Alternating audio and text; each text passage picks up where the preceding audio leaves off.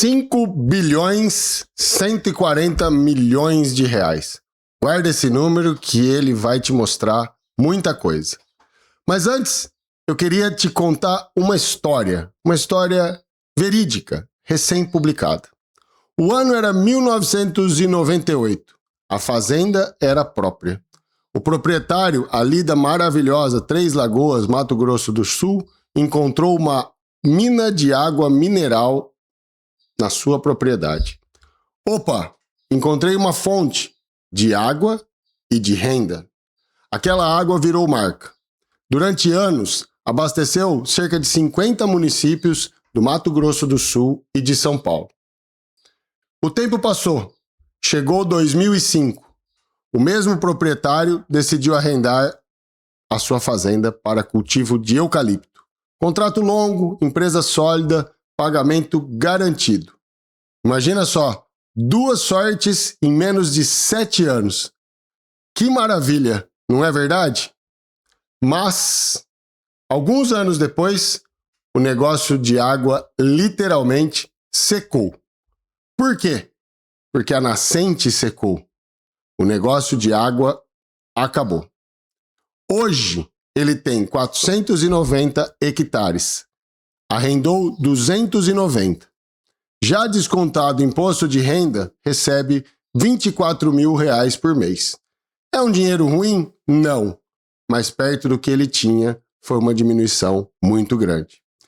Ele acredita, por conhecer as suas terras, que a expansão do eucalipto contribuiu para o desaparecimento daquela nascente e daquela água. E vive, em parte, da renda dessa mesma atividade.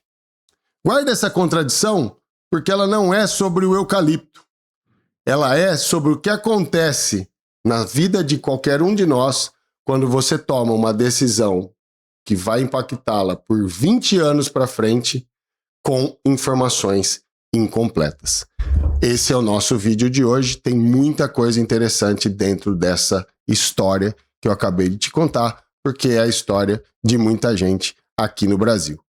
Mas antes, eu preciso me apresentar. Se você não me conhece, eu sou o Bruno Mazo, nós somos a Rocha Mazos, somos advogados do produtor e da produtora rural e queremos te guiar no caminho do crédito rural. Se quiser saber mais, clique no primeiro link da descrição do vídeo que você acessa o nosso site. Inclusive, se for do seu interesse, no próprio site você agenda a sua consulta. É muito fácil. Você clica no link, vai em agendar o seu atendimento e daí você vai direto para o nosso WhatsApp. Por lá você conversa com o nosso time que está prontíssimo para te atender. Inclusive, o Pedrão está aqui comigo mostrando para você como é simples e fácil chegar até nós. Nós buscamos aqui sempre entender a saúde do seu negócio. É assim que gostamos de trabalhar. Ainda mais agora que as regras do crédito rural mudam regularmente. Já atendemos produtores que chegaram aqui com débitos de R$1 milhão e até R$70 milhões. E apesar das particularidades, o caminho, as soluções são as mesmas. Então, se quiser entender a sua situação e a melhor solução para o seu caso, clique no link da descrição e seja muito bem-vindo. E não é só. Você que já está acostumado sabe, no primeiro comentário do vídeo nós trazemos a nossa newsletter. Ela é um resumo do vídeo para você ter aí na palma da sua mão e poder consultar. É um presente nosso para você. Em falar em comentários, é muito boa a interação. Deixa aqui o seu comentário sobre o vídeo, sobre o que você está achando do canal e como a gente pode chegar até você. É um prazer ter você conosco. Bora lá que esse negócio é bem interessante. Essa manchete que levou esse caso para o país inteiro diz o seguinte: o número existe, ele é grande e ele está circulando em conversa de porteira, em grupo de mensagem e em mesa de negociação neste momento. Só que o corpo da própria reportagem diz outra coisa no que se refere ao eucalipto e os seus impactos. Os 5 bilhões e 140 milhões que eu coloquei no início do vídeo, entre 2020 e 2023, são despesas de arrendamento que as empresas de celulose declaram não são aquisição de terra. Então, muito cuidado com esses números, é a advertência já inicial. E deste valor, 4 bilhões e 99 milhões são atribuíveis a Suzano. A própria matéria que você está vendo registra. E não é só uma unidade, são todas as unidades do Brasil. Não é um valor pago exclusivamente aí para você que está no leste do Mato Grosso do Sul. Isso não é uma acusação contra a reportagem, ao contrário, ela é muito boa, corajosa, e ela mesmo traz a ressalva no texto. O problema é de leitura. A leitura errada aqui custa 20 anos de patrimônio. Porque 4 coisas completamente diferentes estão sendo tratadas como se fossem uma só. E quais são elas? 1. O preço mundial da celulose. 2. O preço regional da madeira. 3. A renda contratual que alguém paga pela sua terra. 4. O valor patrimonial do imóvel rural. Essas 4 grandezas conversam entre si, mas elas não sobem e descem juntas, não caem, não se explicam uma pela outra.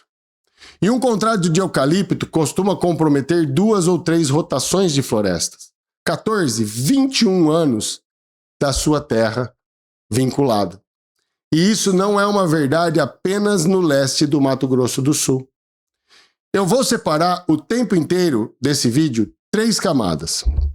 O que é dado verificado, o que é inferência minha opinião, e o que é alegação ainda sob investigação. Você vai ver isso marcado na tela. Presta bem atenção nisso. Porém, uma nota que eu preciso fazer aqui. Esse estudo foi dividido em 2 partes, porque não caberia num vídeo só, tamanha a sua amplitude. Eu fiz esse estudo, faz um tempo que eu estou em cima disso e essa matéria chamou atenção, então eu trouxe um estudo muito amplo do cenário do eucalipto, da madeira e dos contratos nesse setor, para você que tem esse tipo de contrato, está pensando em fazê-lo e tem isso na sua mesa ou alguém trazendo para você. Nessa primeira parte eu vou abordar o que está realmente acontecendo no mercado. Por que o Brasil virou potência? Por que o preço da celulose pode cair enquanto a madeira perto da sua fazenda fica mais disputada? Quais fábricas são reais e quais ainda são anúncio? E o que dá para se dizer com honestidade num período de 10 anos até 2036? Na segunda parte, eu entro no que não vem escrito naquela proposta que chega para você. Já é mais para tomar decisão. Quanto uma oferta realmente vale? Qual formato de contrato distribui o risco e de que jeito? E quais cláusulas decide quem fica com o dinheiro no fim? Então, é uma jornada que começa hoje e você deve ficar atento para conhecer toda a situação. Então, já ativa o sininho do canal para quando chegar esse novo vídeo.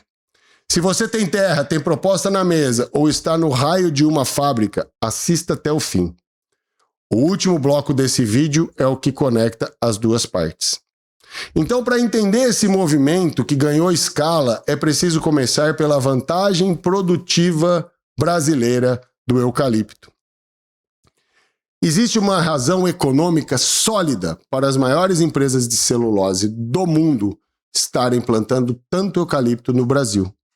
Não é acaso, não é modismo e não é só terra barata. O eucalipto brasileiro cresce rápido.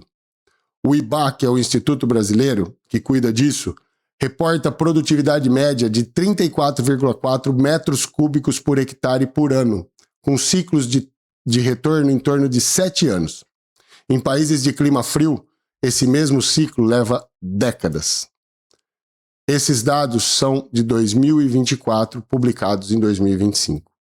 Some a isso a genética, escala industrial, integração entre floresta e fábrica, energia gerada pelo próprio processo, o licor negro e a biomassa, que são os produtos que cogeram energia, porto, logística e um câmbio que favorece quem exporta. Afinal, o nosso real é desvalorizado frente ao dólar e o euro. O resultado aparece no mapa mundial. Em 2024, segundo a FAO, o Brasil respondeu por 13% da produção mundial de celulose para papel. Estados Unidos e China estavam à frente com 19% e 17%, respectivamente.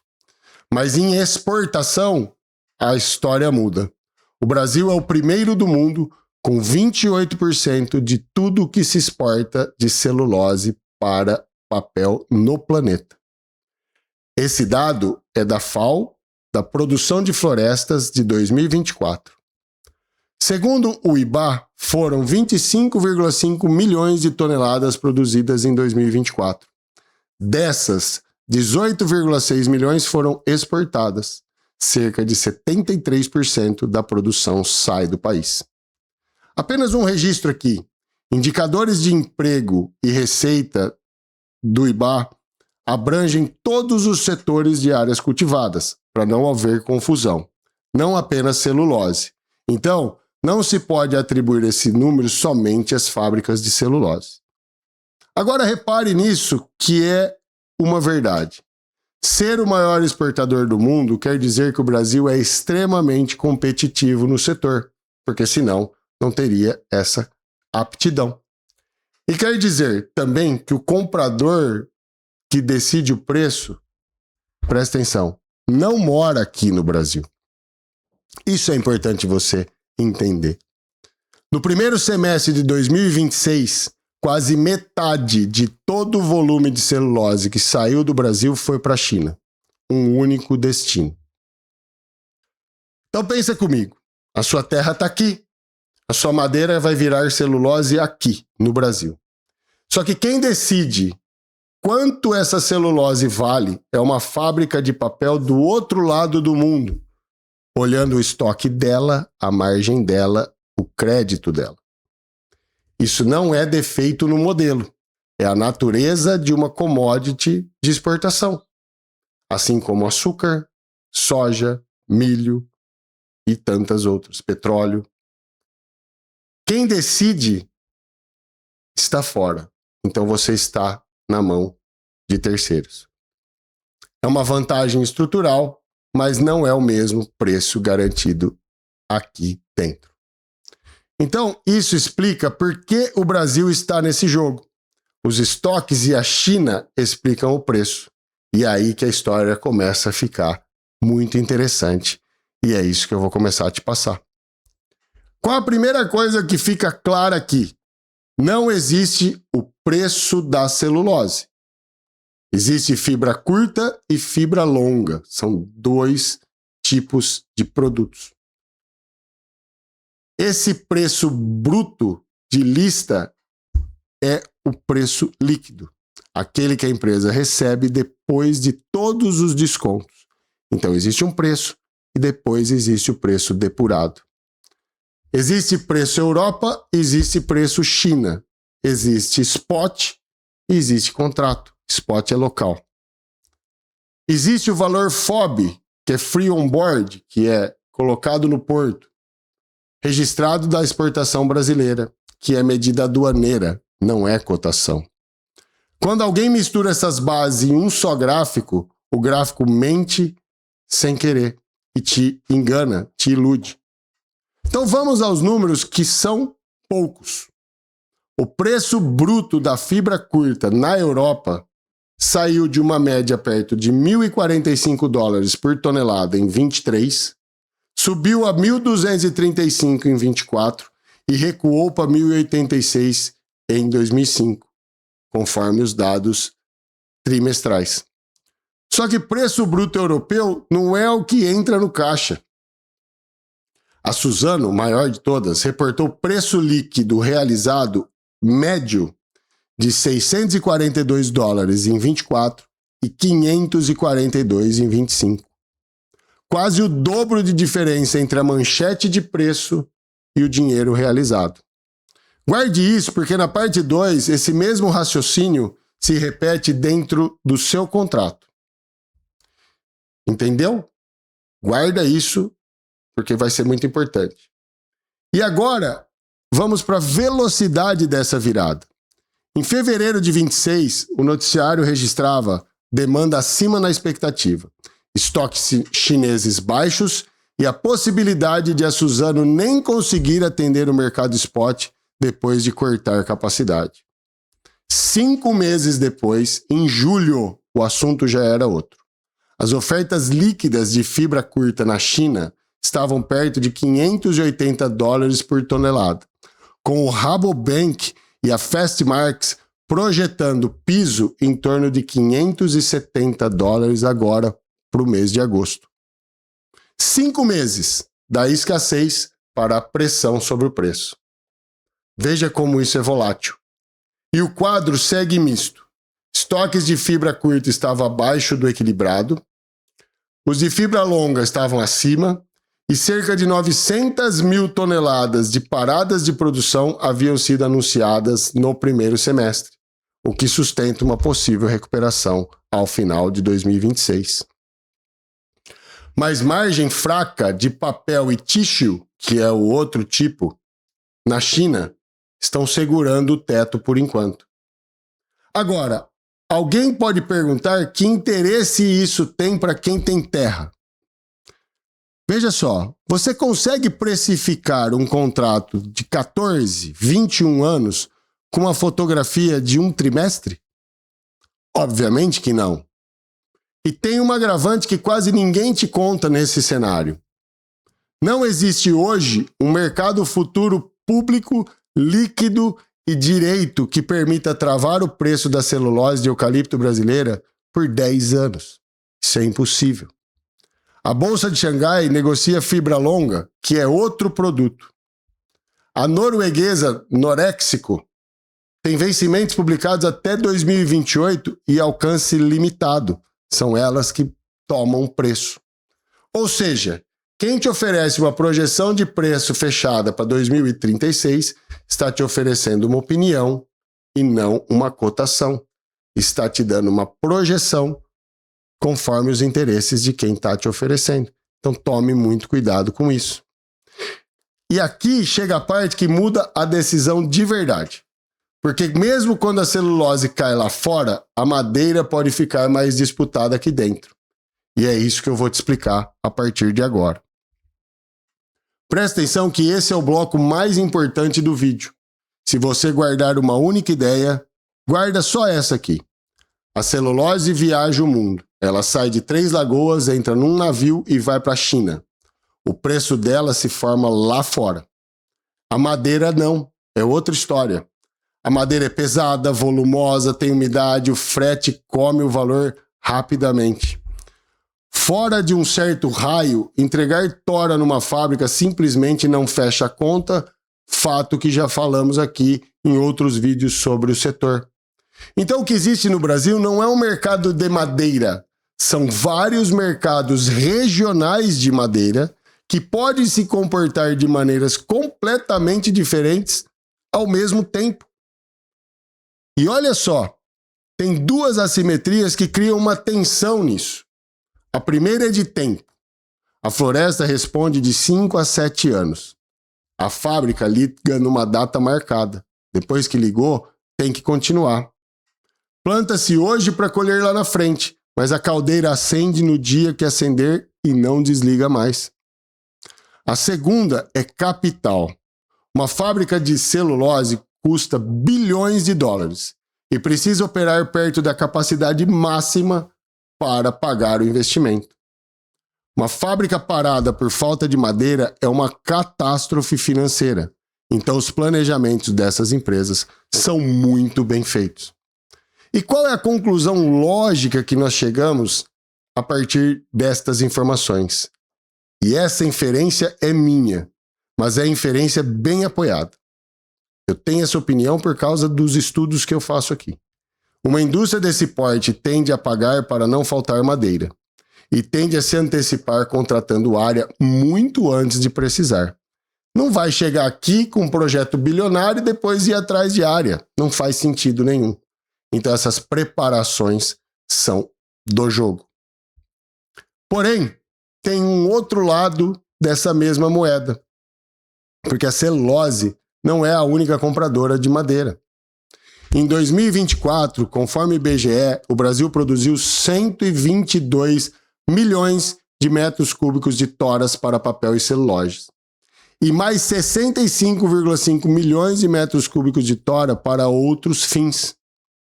Painéis, serraria, siderurgia, carvão vegetal, energia térmica, cavaco, pellet, biomassa. Todo mundo comprando madeira.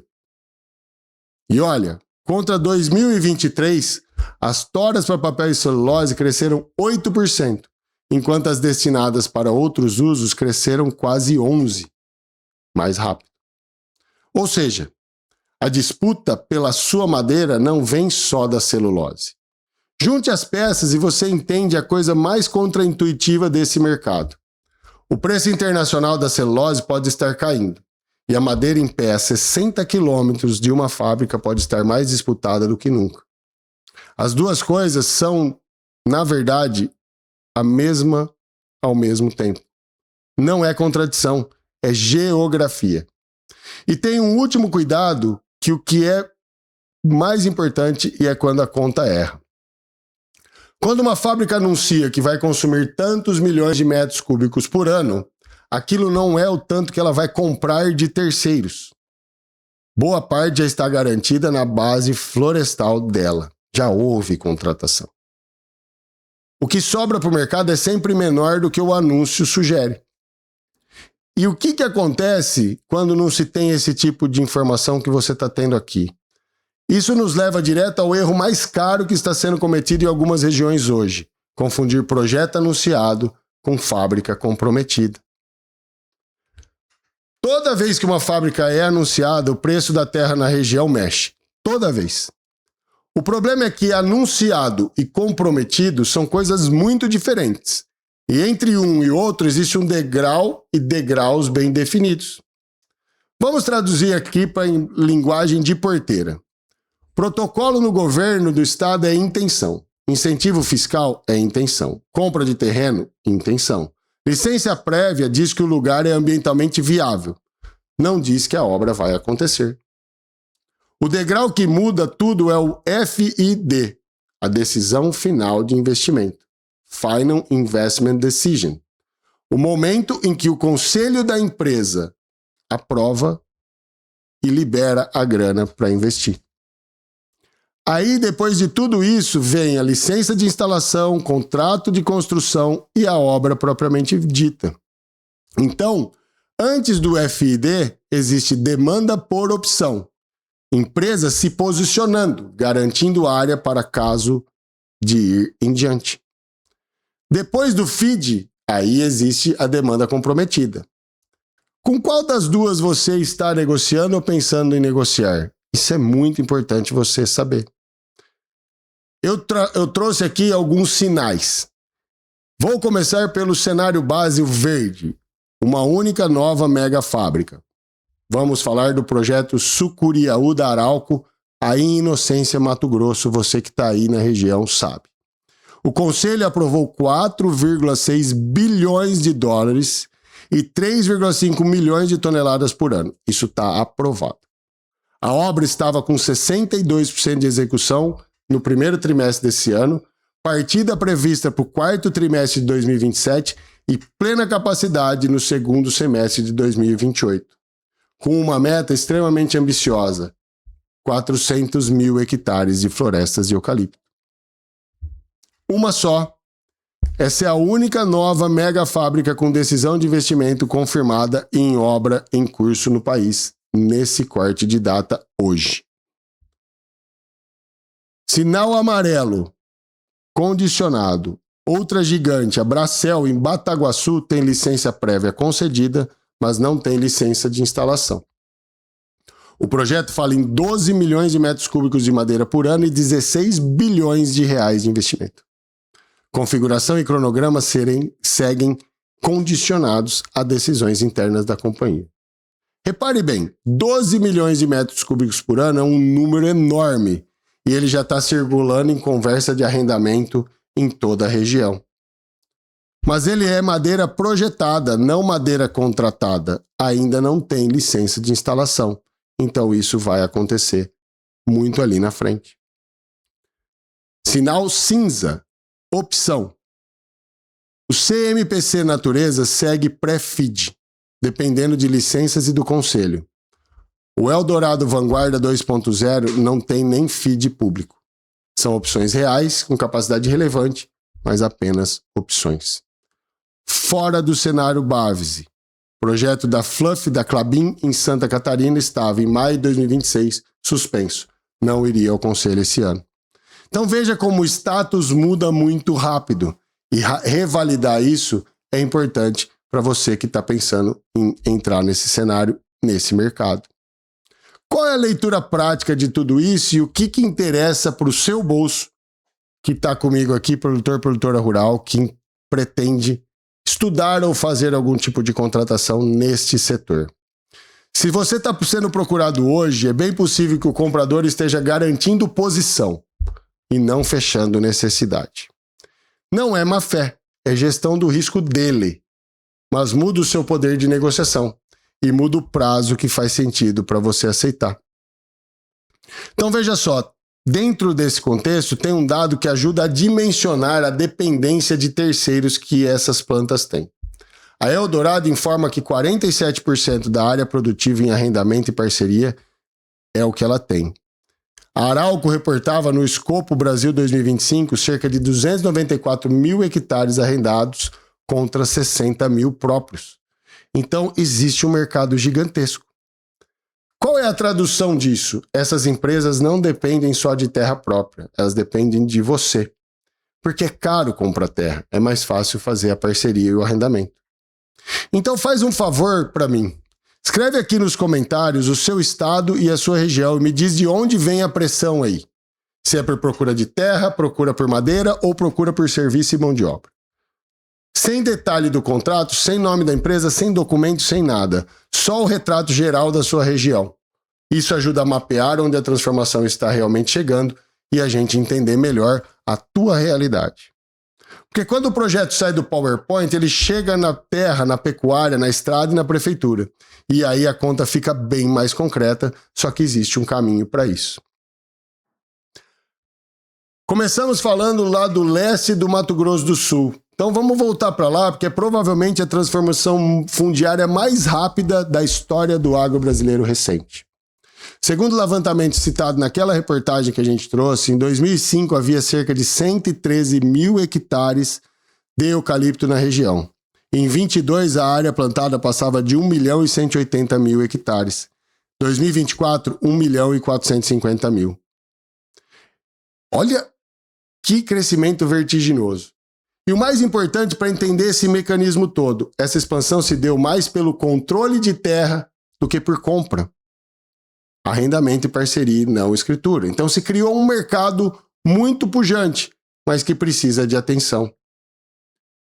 Vamos ver o lado bom, o que precisa ser dito com muita honestidade, além do lado ruim. Quais os benefícios possíveis que a gente vê e está vivendo no Brasil?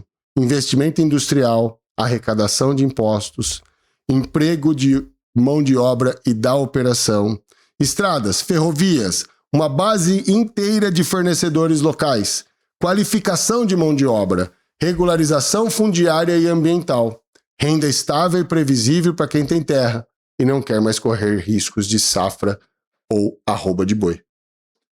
O governo do Mato Grosso do Sul estima mais de 70 bilhões de investimentos até 2028 e atribui à cadeia florestal 10,7% do PIB estadual em 2024. É muita coisa. Agora vamos ver os custos possíveis, o lado negativo. Inflação do preço da terra e do arrendamento. É ruim isso? Depende para quem.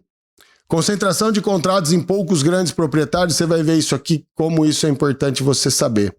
Perda de diversidade econômica, monocultura. Pressão sobre moradia, escola, saúde e segurança, isso é muito importante. Estrada vicinal, poeira, tráfego pesado, risco de incêndio e escassez de mão de obra para outras atividades rurais tradicionais. Veja como isso não é uma hipótese solta, tudo se amarra. E tem uma questão importante acontecendo lá no Mato Grosso do Sul. O Ministério Público acompanha em inocência exatamente isso. Educação, saúde, habitação, saneamento, segurança, emprego, para dimensionar isso, a chegada da Sucuriú ali na região. E existe um dado estrutural na reportagem que explica a velocidade de tudo isso. Na região, 13,9% das propriedades controlam 75,8% de toda a área. Ou seja, as empresas não precisam negociar com milhares de produtores, bastam contratos relevantes com poucos grandes proprietários. A concentração já existia antes do eucalipto. A expansão tornou isso realidade pronta. E tem uma pergunta importante por detrás de tudo isso, lembrando que estamos falando do Mato Grosso do Sul. E a pecuária? Tão famosa no Mato Grosso do Sul? O que aconteceu? O que está acontecendo? 3 caminhos possíveis e todos estão acontecendo. Você que é do Mato Grosso do Sul sabe e comenta aqui se é verdade ou não. Ela pode ser deslocada para outra região, pode ser intensificada no que sobrou, com mais cabeças por hectare, ou pode ser integrado naquele modelo híbrido de integração lavoura-pecuária. E aqui vem um número que derruba uma crença muito repetida que eu ouço também de muita gente. No mercado regional de terras de Três Lagoas, o INCRA apurou em 2024 valor da terra nua mediano em torno de R$28 mil por hectare para silvicultura. Para pastagens formadas, 25.480. 9% a menos. Só que a pastagem de alta capacidade tinha mediana de R$ 31.880 por hectare, mais alta que as duas. Então precisa ver que região, que tipo de área, que tipo de pasto, como funciona para olhar de fato como isso deve ser visto. Então leia comigo, floresta vale mais que a pecuária não é uma regra universal. Depende da aptidão, intensidade de uso, água e acessos. Uma cultura bem manejada pode valer mais do que uma área de silvicultura. Se a sua terra é de alta capacidade, a conta do arrendamento florestal precisa ser muito bem feita para ver se compensa. E isso quase nunca aparece na proposta. Então ouça, mas tome cuidado para decidir. Além de tudo isso, para ir fechando o vídeo, tem a parte ambiental e o enquadramento florestal. Aqui eu tenho que ser muito rigoroso porque é onde mais há erro dos dois lados. Quais os benefícios verificáveis quando bem implantado? Cobertura perene sobre pastagem degradada pode reduzir a erosão e melhorar a infiltração. A madeira estoca carbono no ciclo e substitui matéria fóssil. As áreas certificadas mantêm APP, reserva legal e os corredores vegetais. Porém, há riscos atrelados, consumo de água compatível com crescimento rápido, redução e vazão de bacias sensíveis. Falamos lá no início, a água que secou. Compactação e erosão na colheita, agroquímicos, incêndios e simplificação de habitat. A própria Embrapa rejeita o mito de que o eucalipto seja sempre excepcionalmente sedento, mas reconhece que mais biomassa exige mais água e o efeito depende de clima, solo, espécie, manejo e escala da bacia hidrográfica respectiva. É uma alegação muito forte que também foi muito bem tratada na reportagem que a gente trouxe. Além de tudo isso, o Ministério Público do Mato Grosso do Sul abriu inquérito e menciona indício e estimativa de quase 400 nascentes impactadas pela expansão do eucalipto. Então a formulação tecnicamente correta, até que haja uma conclusão técnica, é o seguinte: não é o eucalipto comprovadamente que secou as 400 nascentes. E também não tem nada acontecendo. Estamos numa investigação. Eu não vou militar nem a favor nem contra. Plantação de eucalipto é agricultura florestal intensiva. Tem benefício, tem externalidade, o resultado varia por bacia, por mosaico e por manejo. O que interessa para você que tem terra é: essa discussão vai chegar ao seu contrato. Como e o que você tem que fazer antes de assinar é o assunto da parte 2, que você não pode perder. Então, com o mercado crescendo, projetos em degraus, o território já em transformação, o que é honesto dizer para 2036? Chegamos então à pergunta dos 10 anos. E eu vou te dar uma resposta mais útil que existe e não é a mais bonita. A direção provável é de crescimento, mas não em linha reta. A própria Suzano disse que a demanda orgânica de fibra é de 41,4 milhões de toneladas em 2024, passando para 45,9 em 2029. Só que tem um detalhe que quase ninguém vê. Depois de descontar a verticalização dos compradores, que é quando a cadeia se instala, a substituição entre fibras, a demanda do mercado estimada para 29 cai para 44,5. Então vai ter um boom e depois o mercado se estabiliza. Contra uma capacidade de 50,5 milhões, então vai ter uma sobra. Capitalizando essa base por mais 7 anos, a 1%, a 2 e pouco, a 3%, chega a ser uma faixa de quase 48 e quase 55 milhões de toneladas em 2036, com um centro de 51,5. Repare no que eu não fiz. Eu não te dei preço para 2036. Porque, como eu te mostrei lá atrás, não existe curva pública e líquida que dê sustentação a isso. Quer que te dê um número fechado? Quem fizer isso está chutando com cara de planilha. O que dá para fazer é um teste de estresse, presta bem atenção. Pega a âncora observável de hoje, perto de $580, e testa o seu projeto com menos 20% e mais 20% para você ter um parâmetro. Um negócio rural que só fecha o cenário otimista não é um negócio robusto. E aí você pode se arrepender. E eu fecho esse diagnóstico da seguinte forma. Preço global da celulose, demanda local por madeira e renda da sua terra podem divergir durante todo o horizonte do contrato e todo o horizonte de instalação dessas fábricas. Porém, podem, inclusive, andar em direções opostas ao mesmo tempo. Então, o maior risco para você não é a celulose acabar. Isso é muito improvável. O maior risco é contratar 14, 21 anos por um índice, um volume e um preço que estejam errados, bem acima ou bem abaixo de um pico regional. E aqui cabe uma pergunta para resolver e não responder nesse vídeo lá na parte 2. Por que um setor crescer não garante que o negócio seja bom para o dono da terra? Existem 5 pontos que decidem isso e nenhum dos números que eu mostrei hoje resolve. 1. Não existe preço médio nacional auditável de arrendamento florestal. Aquele número que circula na sua região é cor de mercado, não é laudo. 2. Hectare total não é hectare útil e a proposta sempre fala em hectare total. 3. Arrendamento e parceria e integração discutem risco de maneiras completamente diferentes e o nome escrito do contrato não governa sozinho. 4. A proposta de maior valor nominal pode ser a de menor valor real. Isso acontece com mais frequência do que você imagina. 5. Garantia, cláusula de saída e linha de base ambiental pode valer mais no fim do que o próprio reajuste que está sendo oferecido. Na parte 2, eu vou abrir esses 5 pontos e nós vamos buscar as respostas mais adequadas. Eu comparo os formatos possíveis, desconto tudo o que aconteceu e mostro de verdade o que significa. Então presta atenção, a parte 2 está roteirizada, o estudo é bem amplo e está pronto. Então ative o lembrete porque o vídeo vai sair nos próximos dias. Se esse conteúdo te ajudou a enxergar o mercado com mais clareza, deixe o seu like. Compartilha isso porque tem muita gente com dúvida no que se refere à madeira no Brasil.